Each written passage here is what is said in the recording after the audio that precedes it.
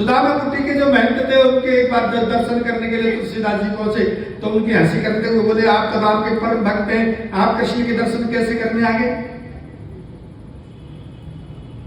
भगवान ने, तुलसीदास जी ने भगवान का ध्यान करते हुए, तुलसी मस्तक जवन में धनुष बाण लेऊ हाथ। भगवान कृष्ण और राम के रूप में उनको दिखाई दी, धनुष बाण लेकर। तो जाकी रही भावना जैसी, जाकी रही भावना जैसी, प्रभु मूरत दे ही देते से, प्रभु मूरत दे ही देते। भाव, भक्ति क्या है? भाव, भाव नहीं है तो क्या भक्ति है?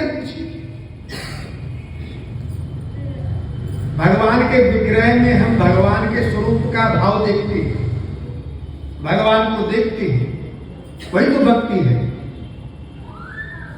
नहीं तो आप देखिए जाकर के वहां जो मूर्तिकार होते हैं, दुनिया भर की मूर्तियां बनाते हैं, वहां दुनिया भर की मूर्ति खड़ी रहती है, उनमें आपका भाव जागृत नहीं होता।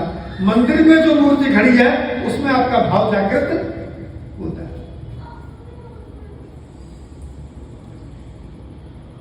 तो हम तीनों ही एक हैं, इनमें कोई अंतर नहीं है। मैंने आपको जो दृष्टांत सुनाया तो शिव में और विष्णु में और ब्रह्मा में कोई अंतर, बोले हम तीनों ही एक हैं। दत्तात्रेय, दुर्वासा चंद्रमा के रूप में उनके यहां अवतरित हुए। हे राजन, तो अनुसुईया और अत्रि जब आप बनेंगे तो आपके यहां भी भगवान करें। अत्रि का मतलब क्या है? नत्री इति अत्रि। त्रि के तीन क्या है? सत्व रज तम। आप मतलब इन तीनों गुणों से ऊपर उठेंगे तब आप अत्रि बन जाएंगे। अनुसूया, न सूया असूया इति अनुसूया। आपके मन में किसी के प्रति भी कोई द्वेष नहीं है, ईर्ष्या नहीं है, तो आप अनुसूया। जब आप अनुसूया और अत्रि बनेंगे तभी भगवान की भक्ति प्राप्त होगी और दर्शन प्राप्त होगी। तीनों उस रूप में वहां आए। एक बार नारद जी भगवान की माया का ध्यान करते हुए घूमने गए, अनुसूया आश्रम में पहुंचे। वहां अनुसूया ने उनका आवभगत की, नाना प्रकार के पदार्थ खिलाए। वहां से झूमते हुए तो कैलाश पर्वत पर पहुंचे। मां पार्वती ने लड्डू दिया, लड्डू खा करके पूछा कैसा लगा? बोले बढ़िया लगा, लेकिन अनुसूया जैसा नहीं लगा। बोले अनुसूया कौन है? बोले अनुसूया संसार की सबसे श्रेष्ठ पतिव्रता स्त्री। बोले हमसे भी माता ये नहीं कह सकता। ब्रह्मलोक पहुंचे, वहां ही वो कथा की। और बैकुंठ पहुंचे लक्ष्मी जी के पास, उनका स्वागत किया। वहां भी वही कथा हुई। तीनों घर में आग लगा करके नारद जी वहां से चले गए। अब तो तीनों देवता जब घर पहुंचे तो वहां पर तीनों देवियों ने उनसे पूछा, आप ये बताइए संसार की सर्वश्रेष्ठ स्त्री कौन है, तत्वता स्त्री कौन है? बोले आप हैं। बोले अनुसूया कौन है? बोले अनुसूया अत्रि की पत्नी है, वो भी सबसे श्रेष्ठ है। बोले नहीं, हम सबसे श्रेष्ठ होने चाहिए। आप उसका पातिव्रत जो व्रत है उसको भंग करके आए। बोले देवी ये आप क्या कह रहे हैं? बोले हमारी इच्छा की पूर्ति आप। तीनों देवता वहां से चले, एक जगह जाकर के मिले उनके आश्रम के बाहर। बोले आप कैसे? आप कैसे? बोले आप कैसे? बोले नारद जी की कृपा है।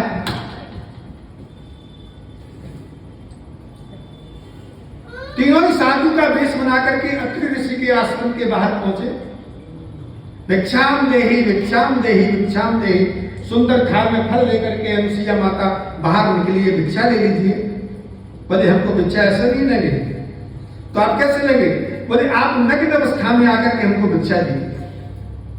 बोले आप संत नहीं हो सकते, आप कौन हैं? लेकिन आपने मेरे दरवाजे पर आकर के भिक्षा मांगी है, इसलिए आपकी इच्छा जरूर पूरी करेंगे। उन्होंने हाथ में जल दिया और मन में ही संकल्प किया। मैंने मन से, वचन से और सब तरह से अपने पति का ध्यान करते हुए जैसे उनके ऊपर जल डाला। छोटे छोटे बालक, तीनों छोटे छोटे बालक बन गए, उनको उठाकर घर में ले गए। अब समय बीतता गया, तीनों घर वापस नहीं पहुंचे। तीनों के घर में खलबली। कहां गए, कहां गए ढूंढने के लिए तीनों निकली। रास्ते में नारद जी जाते हुए मिले, अपना तंबूरा बजाते जा रहे थे। मन में विचार करती जा रही है, नारद मिल जाए तो इसका कान तंबूरा तोड़ के इसके हाथ में देना है। नारद जी दूर से ही समझ गए माता क्रुद्ध है, इनके पास जाना उचित नहीं है। नारद यहाँ हमारे पास मां, मैंने आजकल एक व्रत ले रखा है, मैं स्त्रियों से दूर रहता हूं। अरे बात तो सुन। बोले क्या बात, बता दो। बोले हम हार गए, तू जीत गया, बता दो तो है कहां वो। बोले आप चले जाओ अत्रि ऋषि के आश्रम में, तीनों जाकर के मैं कर रहे हैं। अत्रि ऋषि के आश्रम में पहुंचे, कुंडी खटखटाई और बाहर भीतर से निकल करके अनुसुईया आई, मेरी देवी तुम कौन हो। बोले मां हम तुम्हारी बहुएं हैं। अनुसुईया समझ गई, तीनों को आदर पूर्वक घर में ले गए। शाम को जब अत्रि ऋषि घर में आए तो उन्होंने देखा 3 स्त्रियां और घर में हैं। अनुसुईया से पूछा, देवी ये कौन है। बोले आपकी बहू है। अनुसुईया तू भी कमाल करती है, इतने छोटे छोटे बालक की इतनी बड़ी बहू है। एक दिन अनुसुईया अपने आप पलंग पर लेटी हुई थी, तीनों देवियां उनके पास पहुंची, आंख में से अश्रुधारा बह रही थी, उनके पैर पे गिरी। देवियों क्या बात है, कष्ट क्या है। मां हम अब आपसे क्षमा मांगती हैं, हमको क्षमा कर दीजिए, हमारे पति हमको वापस दे। अपने प्रभाव से उनको पुनः उसी रूप में प्रस्तुत किया। तीनों देवता अपनी पत्नियों के साथ चले गए। वृंदावन बिहारी लाल की। सुखदेव जी कहने लगे, राजन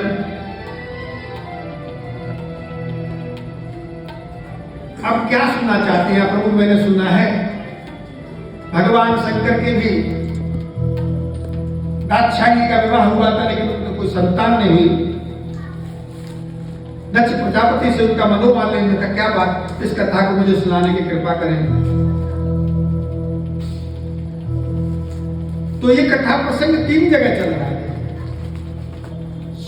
सूत और सनकादि, यानी सौनकादि जो 88 रसाल ऋषि हैं, वो सूत जी का और उनका प्रसंग चल रहा है।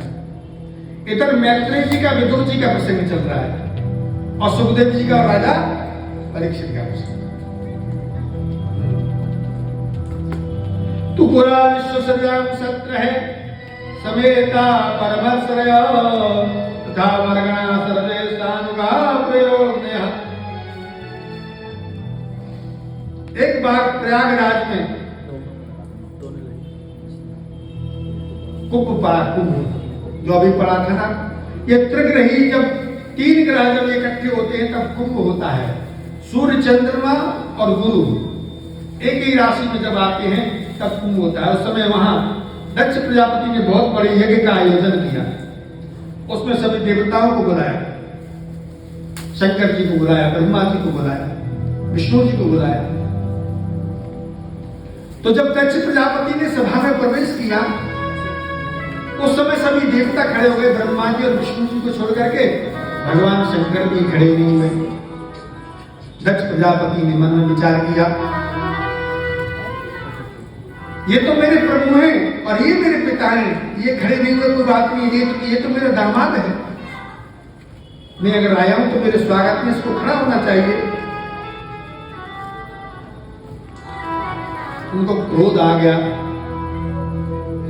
और क्रोध आते ही उन्होंने श्राप दे दिया और कहा कि ये इंद्र इत्यादि जितने भी यज्ञ होते हैं उनमें यज्ञ का भाग ग्रहण नहीं करेगा। अयं तु देवयजनः इंद्रोपेन्द्रादिर्वः सभागं लभतां देवै देवगणाधमः। जैसे दक्ष प्रजापति ने श्राप दिया तो नंदी को भी क्रोध आ गया, भगवान तो चुपचाप बैठे रहे, लेकिन नंदी को भी क्रोध आ गया। उन्होंने दक्ष प्रजापति को श्राप दिया, हे प्रजापति दक्ष, तुम हमेशा कर्मकांड में लगे रहते हो, तुम किसी के स्वरूप को नहीं पहचानते हो, इसलिए तुम्हारी कभी मुक्ति नहीं होगी।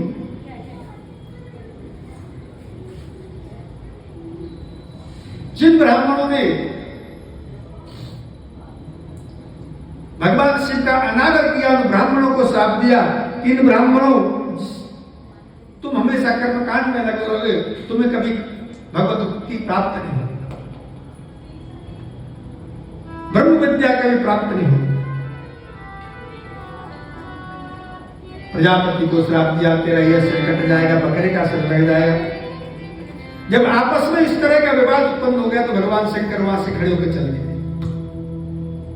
देखिए, जब कभी वाद विवाद बढ़े तो क्या करना चाहिए? या तो एक आदमी को चुप हो जाना चाहिए, वहां से चला जाए, तो वाद विवाद खत्म हो जाएगा, और नहीं तो वाद विवाद में इतना वाद विवाद बढ़ जाता है कि क्या हो सकता है क्या नहीं होता, तो परमात्मा ही। तो भगवान शंकर वहां से चल दिए कि अगर ज्यादा बैठे तो और ज्यादा कठिन स्थिति उत्पन्न हो जाएगी। जाकर के कैलाश में निवास करने लगे। कुछ समय जब व्यतीत हो गया, उसके बाद उस दक्ष प्रजापति ने दूसरा यज्ञ आरंभ किया।